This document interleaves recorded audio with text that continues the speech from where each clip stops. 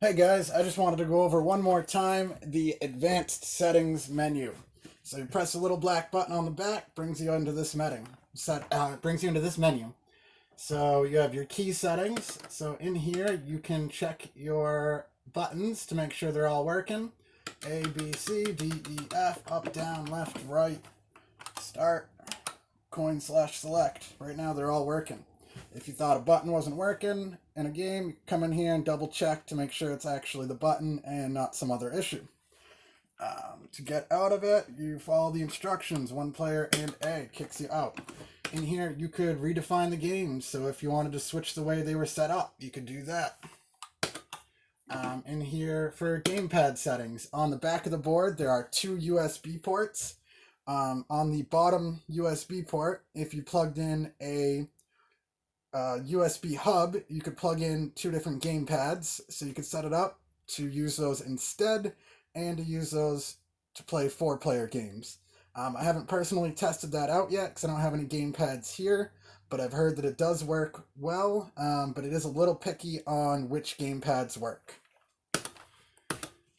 So then the other thing is the coin settings. You could change it, but for this case we don't have a coin max, so you just leave it on free play.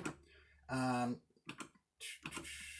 don't need any of those. Image optimization, so you have scan lines, nothing, and HD. So we'll show you scan lines real quick.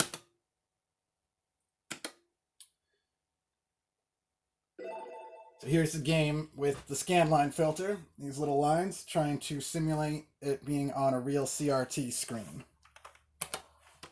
Looks good on some games, looks like crap on some of the other games.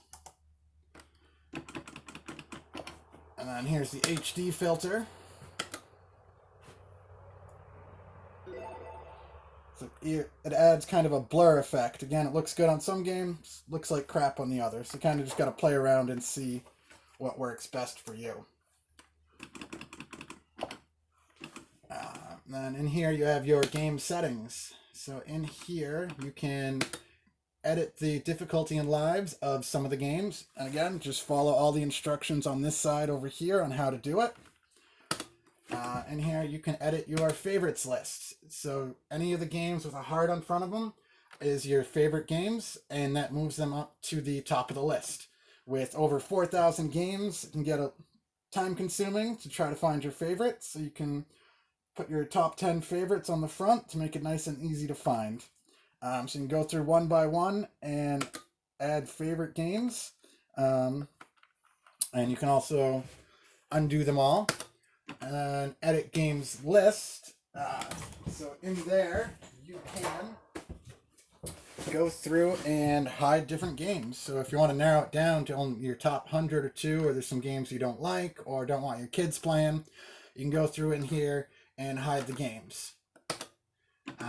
Delete games. If there's a game you're just never going to play or it doesn't work well, you can delete it. You can delete all games to start from scratch. Not recommended. It's a pain in the butt. Then there's external games management. You can add games to this yourself. You put them on a USB drive and you plug it into the back, and then you would go in here to select the game, select which emulator it uses, and it adds it to a menu. Your added games when the USB drive is in will only display with the USB drive in it, and it'll only display those games. And then once you remove it, it'll display all the original games that are on the system. It's nice for a quick, easy way to add games to it.